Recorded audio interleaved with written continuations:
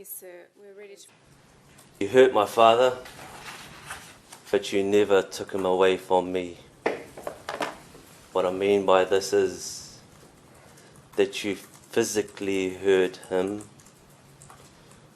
but you gifted my father with becoming a martyr, and he has now returned to Allah, God. I would like to say that my 71-year-old dad would have broke you in half if you challenged him to a fight. But you are weak. A sheep with a wolf's jacket on for only 10 minutes of your whole life.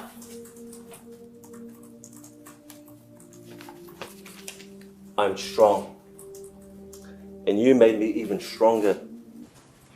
You shot at defenseless people that were not aware of what was going on until they knew it was too late.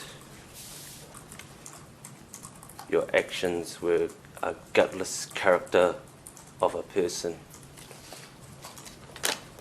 I do not forgive you for what you have done. This world was created with colour. A peasant like you will never change the human race. Your wish is to make this world a racist cult of one colour, but you will never succeed.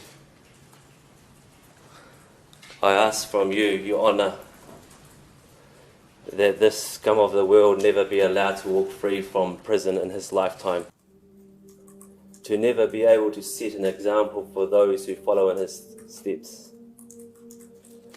I ask that he be put in mainstream prison and stop wasting taxpayer money on giving him special treatment and protection.